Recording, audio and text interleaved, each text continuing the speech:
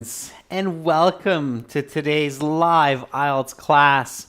I hope everybody has had a wonderful week and is looking forward to a relaxing, potentially productive, and definitely a very healthy weekend ahead. Students, in this class, we are looking at an IELTS listening section, part 3 and part 4. It's the most challenging parts of the listening section. It is a challenge for a band 9. And this lesson is presented to you by aehelp.com for academic IELTS success. Visit us there for the general IELTS. Check us out at IELTShelp.com. That's generalieltshelp.com. On both of those websites, we have loads and loads of material to help you pass your IELTS exam. Welcome Munish, Harpreet, Angel, Ramneek. Very nice to see many students in the class. Welcome members, Sammy. Good to see all of you. All right, everyone, I'll quickly show you our websites while we wait for some of your peers. This is our academic IELTS website here at aehelp.com. It's got this blue background. You can click that big red button to join the premium package there. It's a one-time payment for lifetime access. We are a British Council IELTS test registration center and certified agents. You are in excellent hands with us. We are world leaders when it comes to IELTS exam preparation online. This is our general IELTS website here with the green background. Again, you can click that big red button. One-time payment, doesn't cost a lot, so well worth it. We have apps, Academic IELTS Help app in your Android or Apple App Store, links to aehelp.com website account, GIELTS Help links to your GIELTShelp.com account, so you can learn through the website or the app from one account. You can follow us on Instagram, IELTS_AEhelp and GIELTS Help. And you can also contact me by sending me an email, adrian@aehelp.com. All right, everyone. We've got a couple more classes for you tomorrow. So for members, we will have a speaking part 2 class. And we will have a speaking part 3 for everyone at this time tomorrow. So get ready for that. Okay. All right. We're going to get into our listening here pretty quick. There we go. Boom. All right. Listening section 3. It's called part 3. For those students who were in class yesterday, you probably remember that first strategy that I showed you during the instruction time of part 1 listening. You should look at the topics of part 2, part 3, part 4. We did that yesterday. So many of you probably remember that part 3 will be some kind of a discussion between a professor and a student, right? And part 4 will be something about dinosaurs, something about the T-Rex, right? Welcome, Paulo. Good to see more members coming in. Hi, Eugen. Thank you for all the happy emojis making our day a little bit brighter. All right, everyone. So I am going to play the audio for this part 3 for these questions in just a moment. So get ready. Make sure you have a pencil and a piece of paper, or you can type in your phone or on your computer. Please do not put the answers in the chat. I won't go through them until the end anyway. So don't put the answers in the chat because it's confusing for other students. So put them onto a separate piece of paper or in a separate document, and we will go through them together.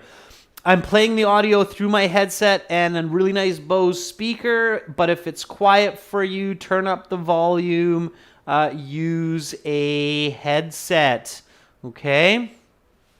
All right, so I'm going to hop over to our website here because you can find all of the audio on our website when you have a premium IELTS account. You have your My Student account. You log in. You have all of your wonderful materials, your computer-based practice exams, your full online interactive course, your study plans, your lesson videos in HD, and then boom, right there you have your IELTS audio CDs. And this is our second exam, so it's CD2, and it's part 3, so it's track 3, okay? And we're going to get right into it, so get ready to listen and answer some questions, okay? Here we go.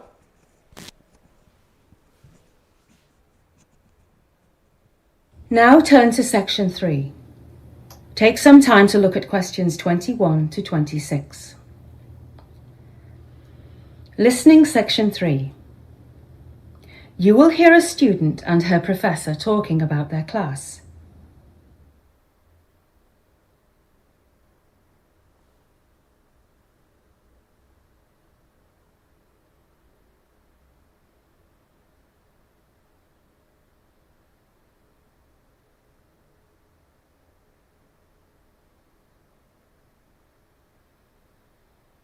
Now listen carefully and answer questions 21 to 26.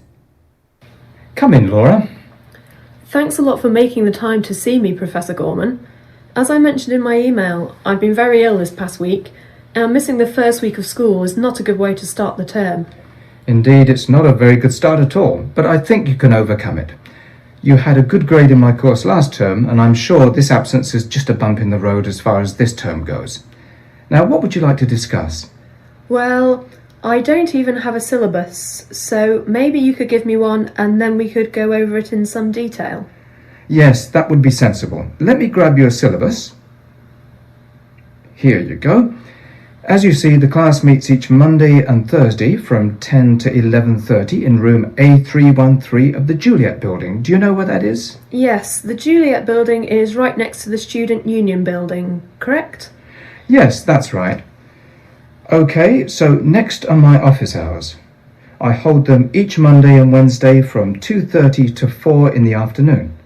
If these do not work for you, feel free to send me an email and we can make arrangements to meet at another time. Now, let's discuss the books you'll need. As you see on the syllabus, there are 2 books you'll need for this course. You need not purchase either of them, however, as there are several copies of each available in the library. I like keeping my books for future reference, so I would prefer to buy both books. Are they available in the bookshop? The first one is, but the second one must be purchased from Buster's Books. Do you know where Buster's Books is located? Roughly, but do you have an address? Yes. The address is 3419 Young Street in Brighton. Right, I know where that is. Do you know how much the books cost, approximately? I think the one at the university bookshop is about £20 and the one at Buster's is about £15. So that's a total of £35 for the 2 of them. You now have some time to look at questions 27 to 30.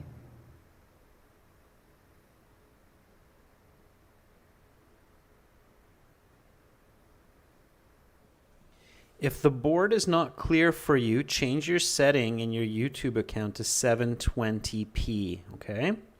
So again, if it's not clear, change to 720p resolution. Now listen to the rest of the discussion and answer questions 27 to 30. Great. Can we talk a little about the coursework required? Of course. There are 2 essays, 1 midterm exam and 1 final exam. Wow, that's a lot of coursework. Yes, but at this level I don't believe in just having 1 essay or 1 final exam determine your entire mark in a class. I like arranging it so that a student can have a chance to reflect on their ability and understanding of materials throughout the term. That makes sense. So what are the percentages associated with each assignment and exam? The first essay is worth 15%, the second is worth 25%, the midterm exam is worth 20%, and the final exam is worth 40%. Would you like to talk about the first essay? It is due next Friday. Yes, could we? Of course. The essay should be approximately 1,500 words and the topic must be chosen from the list. And can I get a copy of the list? There is one attached to your syllabus. Right, so do we have to tell you what topic we are writing on beforehand? No, it's all right. You only have to notify me if you want to do a topic that is not on the list. Right. Is the essay due in class, or can we submit it by email? I will accept essays without penalty until midnight after the class it's due. So yes, you can submit it by email, hand it in during class, or submit it to the department office. If you submit it to the office, make sure to get a timestamp put on it so that I can be sure the paper was submitted on time. And also, be sure to make... That is the end of section 3. You will now have half a minute to check your answers.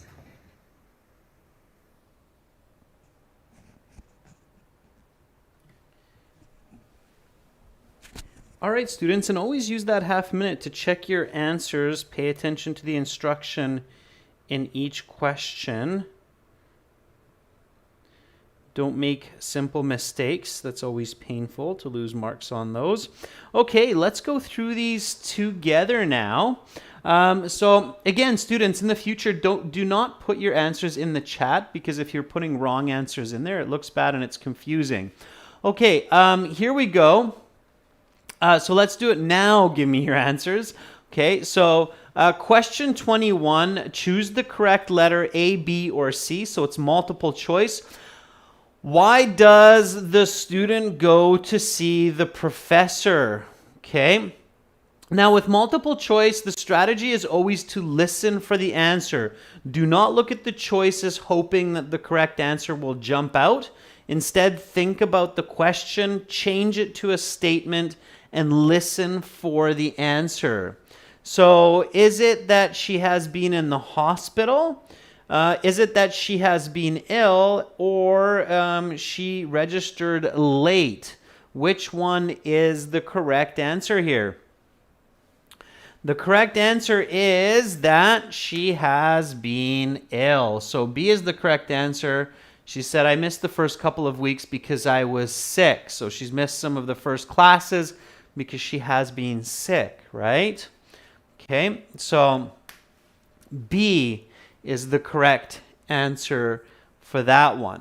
Okay, all right. And then they decide to go over the course syllabus. The course syllabus is what you receive in the first day of your classes at university, which outlines the important information for your course, starting, of course, with class times. So class times are something and something. Now, by this Thursday here, we can tell that this is going to be a day of the week. It's 10 to 11:30, so these are 90-minute classes. And Akshay says the correct answer here is Monday. Yes, it is. It's Monday. And Mon is actually the easiest way to write this. Okay, so you need a capital M, but you don't have to write the full word Monday. You can abbreviate days of the week and months of the year. And this is a good little trick to know, because sometimes the answers are coming very quickly after each other. So using the short form is faster. Okay, so M-O-N, Mun, is the fastest. You don't have to write the full word Monday. You save yourself the word day. Okay, it's faster. All right, and the location. So that's, of course, another important piece of information for the class. What building it's in. So where is this? It's in room A313. And which building? Okay, Sammy says it's the Juliet building. Sammy is using the English spelling, and that's okay. If somebody were to spell this name, because it is a French name as well, if somebody spelt it as Juliet, like that, I'm sure they would give it to you for that as well. Many people do spell their name this way, so Juliet, okay? What's important is that you need to have a capital J. So you need a big J here, because it is a name, even when it's the name of a building. If you wrote a small J, you would get that wrong. It's not the Junior building, it's the Juliet building, okay? All right. So, and they said it twice. They don't spell it. So it's not like part one where they will spell it. They will not spell common names like Juliet or Mike or Frank. So the professor says it's in the Juliet building, and then the student says, oh, the Juliet building. I know where that is. Okay. All right.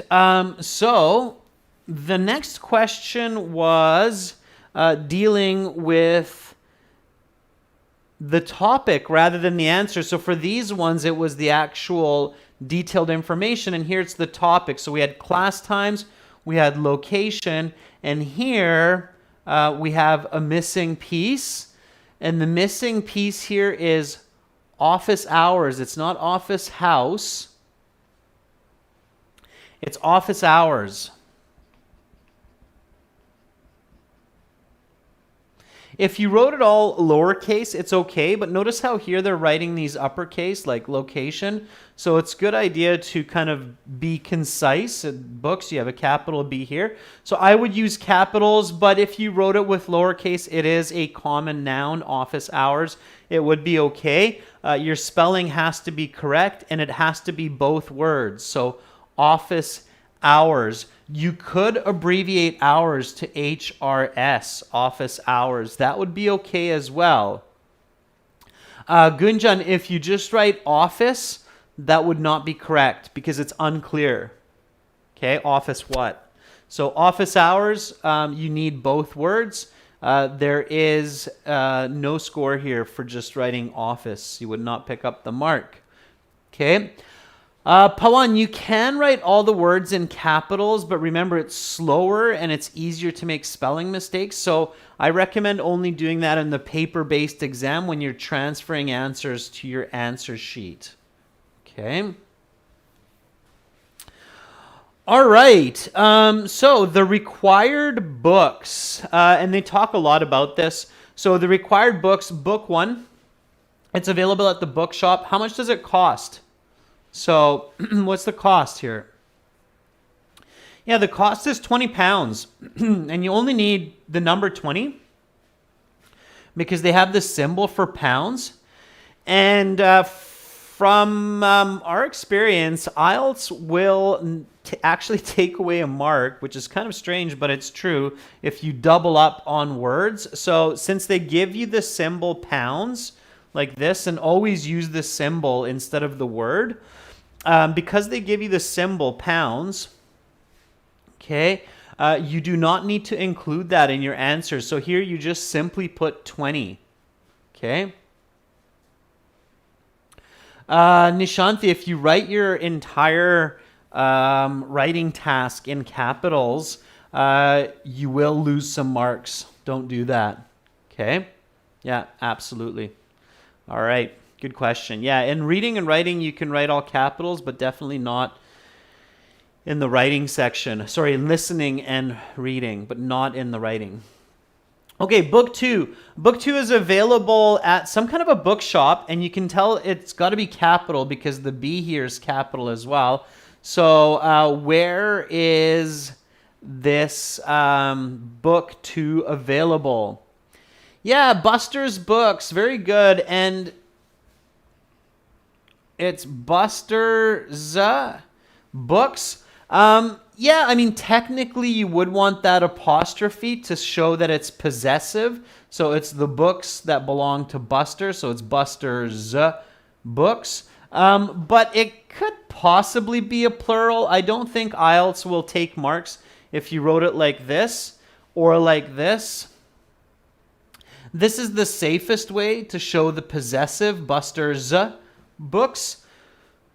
But if you wrote it as plural, like many Busters, then I think IELTS will give that to you as well because that's not clear. So the name of the bookshop could be presented both ways. I don't think they will be hard on you for that as long as you have the S on the end, okay? So Buster's Books. Very good, okay? And then the coursework. So the first essay is worth 15%. The midterm exam is worth 20%. Whatever this is worth 40%. So 27 is very easy because all you have to do is logic And logic will tell you that this is 25%, so that the total here is 100%. Okay? So the second essay is worth 25%. That makes sense. Again, you don't have to write percent or the symbol because you have it right there. Okay? So all you need is the number 25. Okay, and then the last part of this syllabus is question 28. So we have our first essay, we have our second essay, we have a midterm exam, and what do we have as the last one here? That's right, Pavan, it is critical thinking, okay, or logical thinking, absolutely. It is the final exam, and I see lots of bad spelling up there. So final, F-I-N-A-L, exam, okay, final exam. And you need both words. So you need the word final and you need the word exam. If you don't have the word exam, you will not get that mark. Okay, so it's final exam, 40%. Make sure that you have both of those words. Okay. Because if you just write final, it could be like final presentation, final project, final essay. We don't know, right? So IELTS will not give you the mark if you wrote just final. So always be very careful. You have to have an accurate answer. Okay, accurate answers are super important. All right, then we had a few more questions for part 3. So write no more than 2 words and or a number. So how long should the first assignment be approximately? Pritam Gunjam Kamia says 1,500 words. Makdi, yeah, you can use all capitals in the listening. Please don't spam the chat, okay? So how long should the first assignment be approximately? 1,500 words. And you need both this number and you need words, okay? Because otherwise we could think 1,500 pages, 1,500 characters, 1,500 paragraphs, 1,500 sentences, lines. We don't know, right? So words is very important. Yuvi says, where's the moderator today? I'm not sure. Maybe Carolina's taking a day off. It's fine. Okay, so 1,500 words it is, right? 1,500 words. Okay. All right, now the last one is what's called an inference question. So they give you some information. You have to make sure that you review this ahead of time. And then you have to really listen to the conversation to figure it out. So question 30. The student's class ends at 11:30 a.m. on the day the paper is due. Decide whether a paper handed in is on time or late. Okay, you have to write the correct letter. A, if the student receives a late penalty, or B, the essay is on time and there's no penalty. Okay, so the paper is handed in at 5 p.m. the same day, dropped off at the department office with no timestamp received. Is it A, the student receives a late penalty, or B, the essay is on time, no penalty? What's the correct answer here? Sammy says it's A, this student is going to get a late penalty. Shoya says it's B, the essay is on time, there's no penalty. Jyoti agrees. I agree with Sammy. The correct answer is A, because the professor very clearly says that if the paper is handed in after class, make sure to get a timestamp so that I know it was handed in on time and you do not receive a late penalty. And this paper is handed in after class. It should be, it's on time, but because there's no timestamp, okay, there's no timestamp. And the professor very clearly said, make sure to get a timestamp, okay? Because there's no timestamp received, it's going to get a late penalty. There's no proof of submission, okay? And students can argue after, but professors have a lot of students. They don't have time for arguments. They just stick to what they ask from the students. It's the way the world works. And there is a penalty. Okay, no timestamp. All right, students, quick question. How did you do? What did you get out of 10? So how did you do on this part 3? When you're thinking about part 3 and you're thinking about getting a band 6, 7, for part 3, you should be thinking to get at least 6 or more. Okay, so you should be thinking to get at least 6 or more correct in these more challenging parts. Gunjan says, hey, I got 7. That's pretty good, Gunjan. Yuvi got 8. That's nice. Akshay got 9, which is fantastic. Yeah. Shipon 6 is just enough. Okay. So not bad. All right. This is one of the easier part 3 listening exercises. Sometimes you get a little bit lucky. Sometimes not as much. Let's get into part 4. Okay, so here we go with part 4. Now keep in mind, part 4 has no breaks. You just go from start to finish. Okay, there's absolutely no breaks. So we're going to do part 4. Again, don't put your answers in the chat. Just put your answers on a separate piece of paper so you don't confuse other students. Okay. All right, here we go, everyone. Let's get right into part 4. Let's get fluent in our listening. Now turn to section 4. Take some time to look at questions 31 to 40. Listening section 4.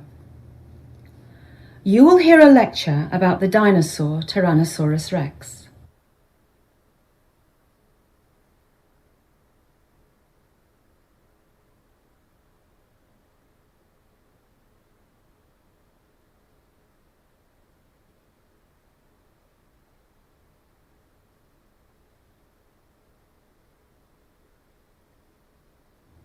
Now listen carefully and answer questions 31 to 40. Good evening, class. If you are registered for Anthropology 322, you are in the right place. Today we will be talking about the most famous of all dinosaurs, Tyrannosaurus rex, or T-Rex as it is commonly referred to. This dinosaur has a fearsome reputation, mainly due to popular culture films and books. In this class, we will be discussing the facts regarding the Tyrannosaurus rex, as opposed to its Hollywood depiction. Tyrannosaurus rex lived from approximately 80 to 65 million years ago. Of course, the reason it died out 65 million years ago is the same reason all of the dinosaurs died out at that time: a massive asteroid which hit the Earth and destroyed almost all life. The period in which the Tyrannosaurus rex lived is known as the Late Cretaceous period. This reality is in contrast to fictional portrayals, which often cast the T-Rex as living in the Jurassic period.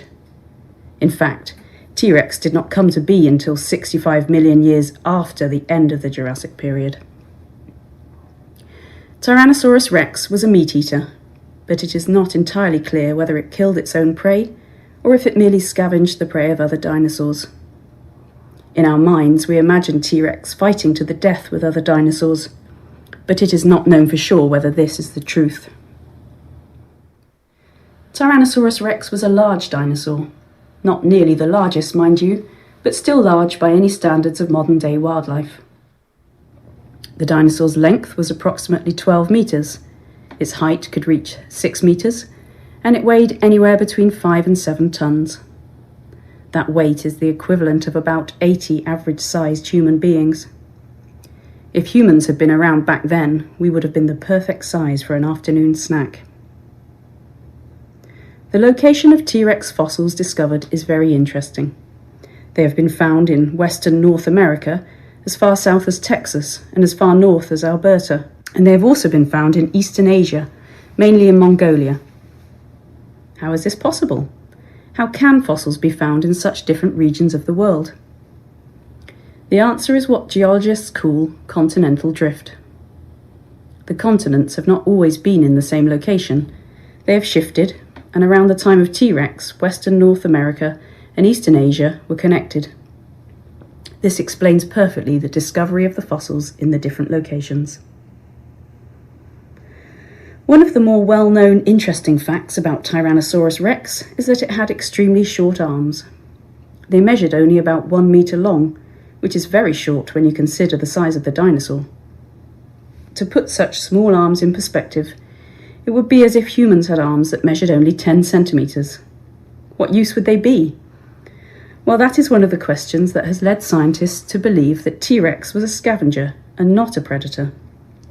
It is very difficult to believe that it could have been an effective predator, with arms being so important for hunting. Another fact that leads scientists to believe T-Rex was a scavenger was its extremely strong sense of smell. This enabled T-Rex to smell carcasses over long distances, giving it a big advantage as a scavenger. On the other side of the argument, T-Rex had very large serrated teeth, which would have been perfect for tearing through the tough skin of other dinosaurs.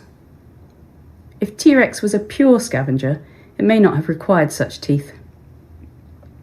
Another interesting point about their teeth was that they were replaceable over time. Unlike humans, who grow only 2 sets in a lifetime, T-Rex's teeth could be replaced over and over throughout a lifetime.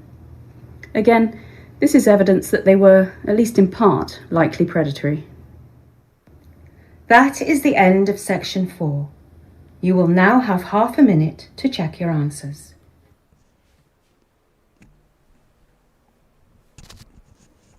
All right, make sure to check those answers, everyone. You would have 10 minutes in the paper-based exam now to transfer your answers to your answer sheet, so you have a little bit of extra chance to double check and triple check answers and spelling. In the computer-based exam, you do not have those 10 minutes. You have just a couple minutes, but you can look over your answers. You do have a couple of minutes to look over your answers. Okay, let's take a look at these. We'll get the correct answers now and discuss a bit of strategy and how to go about it. And so here we go, number 31. The question is, which of these events happened 65 million years ago? And here, for this type of question, you should have been maybe taking some notes, okay? So here, your choices are: the dinosaurs became extinct, Tyrannosaurus rex came into existence, Tyrannosaurus rex died out, and a large asteroid hit the Earth. And then you have choices A, B, and C, which are 1 and 3, or 1, 2, 3, and 4, or 1, 3, and 4. So you have to figure out which of these groups is correct, okay? Now, logic is your friend, everyone. Okay, use logic. So, number 1, the dinosaurs became extinct. Okay, why did they become extinct? Because a large asteroid hit the Earth. Okay. Tyrannosaurus rex is a dinosaur. So if the dinosaurs became extinct, Tyrannosaurus rex also became extinct. I'm sure that none of you have seen a Tyrannosaurus rex running around in your backyard. So, and if you have, well, hey, that's incredible. These 3 for sure. Now, Tyrannosaurus rex came into existence doesn't make sense because according to the professor, the T-Rex came into existence millions of years before it died out. So 1, 3, and 4 make logical sense if you're really paying attention. So choose C. For any type of question that has this kind of multiple choice type of setup, logic is really, really useful. Okay, so make sure to use logic. Okay, Gunjan, if you miss an answer, try to use logic like this to figure it out. Okay, don't leave any blanks. All right, you don't get negative points for wrong answers in the IELTS. So there we go. So the correct answer here is C. Okay, so in your answer sheet, you have to put C. Okay. All right. Let's keep going. So some more multiple choice here. For multiple choice, again, you're listening for the answer. So number 32, Tyrannosaurus Rex lived during which time? A, the Jurassic period, B, late Cretaceous period, or C, the late Triassic period. The correct answer is B again. Okay. The professor is very, very clear that the Jurassic period happened way before the T-Rex. Okay, that's before those big dinosaurs. In the movie, they call it Jurassic Park because it sounds better and it sells the movie. It would be weird to call the movie the Late Cretaceous Park. Okay, people would be like, what? Excuse me? Hey, check out this awesome movie. It's called The Late Cretaceous Park. Late Cretaceous, what? It just sounds way better to say Jurassic Park. It sounds better, right? But not really true, scientifically speaking. Okay, so careful with Hollywood movies when you're thinking about answers, okay? Pay attention to the listening. Okay, number 33, how tall? Now, they don't say tall. The professor says height instead of tall. So how tall was the Tyrannosaurus Rex? Okay. Was the T-Rex A, 12 meters, B, 6 meters, or C, 7 meters? Yeah, 6 meters. It's a big, big beast. So again, the correct answer is B. So we have C, B, B, right? So far. Okay, yeah, 6 meters. It makes sense. Again, visually picture this T-Rex. Okay, so you've got your T-Rex. It's a terrible looking T-Rex today. Okay, so there's your T-Rex. And of course, the T-Rex is going to be, it's going to have some teeth. It's going to have these little short arms. Hopefully you saw the little short arms. It's got some giant legs. Okay, like that. Okay, it's a terrible looking T-Rex. So it's 6 meters long and it's 12 meters in length. So twice as long as it is high, which makes sense. It's got to be stable while it's running around. So it makes sense that it's much longer than it is tall with its tail. Okay. Please don't take screenshots of that. Naveen says it looks like a baby Godzilla. Yeah. Naveen, that's kind of what I thought as well. Okay. So B was the correct answer there. Okay, again, use logic. Obviously, animals are generally speaking, unless we're talking about humans, longer than they are tall for stability. Okay. All right. Now, we had this fill in the blank. So the theory which best explains why fossils are found in very different regions of the world is called what? Okay. Angel says it's continental drift. Harpreet agrees that it's continental drift. Hoang, thanks for the T-Rex emojis. I was wondering whether or not those would exist. Continental drift is correct, and you need both words here. So continental drift. Okay. Drift means to float and to move. And the word continent, like North America, South America, Asia, Africa, Antarctica, it's continent. The adjective is continental. Okay, so learn the word continent if you don't know it, and learn the adjective continental. Intercontinental flight means you take an airplane and you fly from Asia to North America. It's an intercontinental flight. Okay. All right, so here it's continental drift. Okay, and then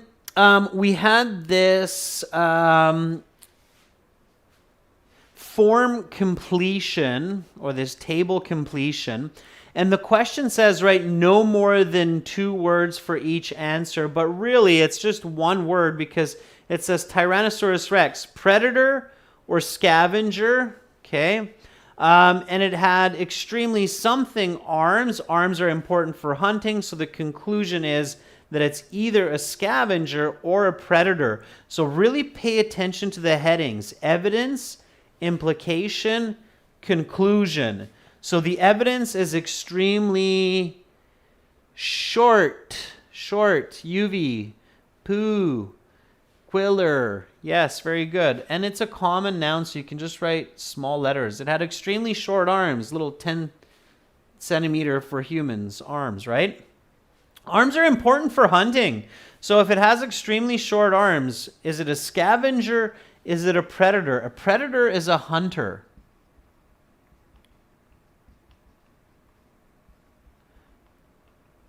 Okay, predator hunts other animals. Scavenger eats dead animals. Like a vulture, that bird that circles in the sky and then finds dead animals, okay? So if it had extremely short arms, and arms are important for hunting, the conclusion is that it's a scavenger. Don't make spelling mistakes. It's right there. Scavenger. Okay? All right? Very good. Yeah, and Ken, it's not a dead body, it's a carcass. Okay, so a dead animal, or the remains of a dead animal, is a carcass. Carcass. All right? We have that word here in the next question. So the evidence is that it has a strong sense of smell. It's able to detect carcasses. Carcass is the remains of a dead animal. Okay, so able to detect carcasses from long what? Distances. Yeah, very good. Vyom, Patel, careful. Distance is measurable. You can have multiple distances. And it is plural in this case, so it's distances. You have to have the S. From long distances. Scavenger. Okay. Large serrated teeth. Serrated teeth means that the teeth are like this. Okay. So think of a shark, for example. Sharks have serrated teeth.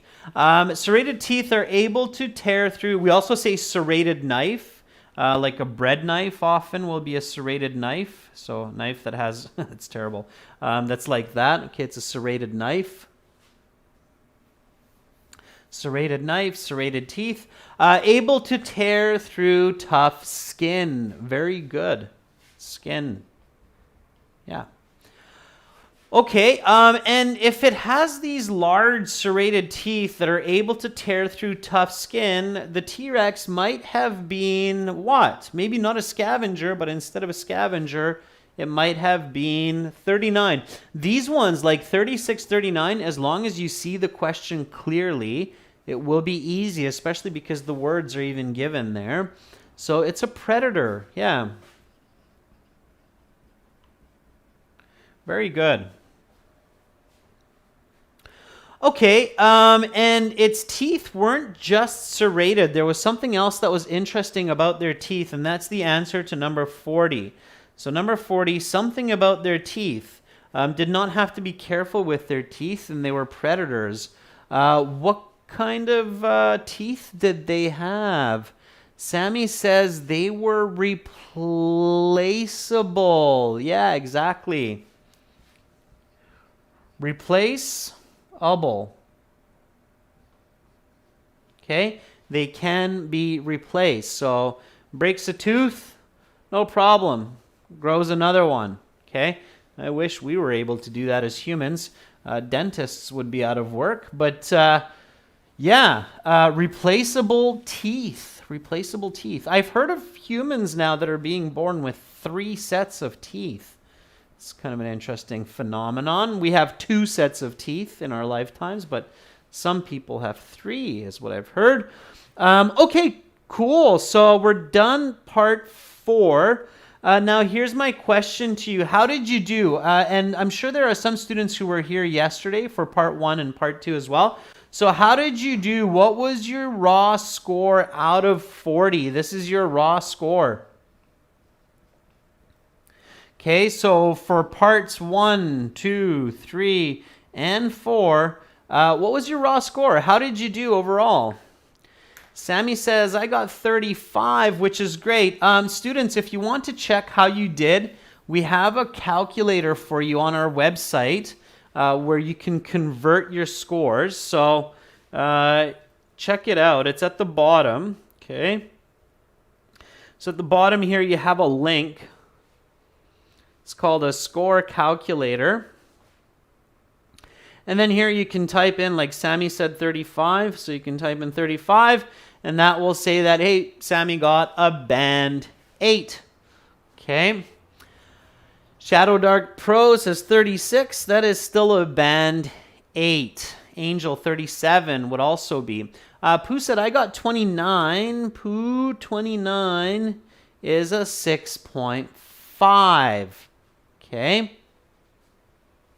Vyom Patel says, I got 33 between today and yesterday.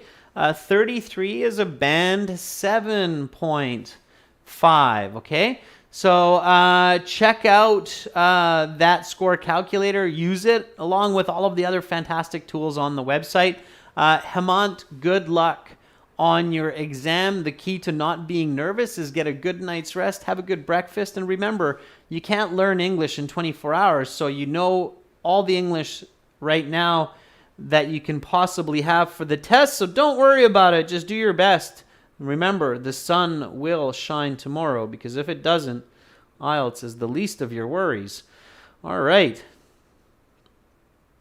That's it for today. Tomorrow, everyone, we will have speaking part 2 and speaking part 3 practice.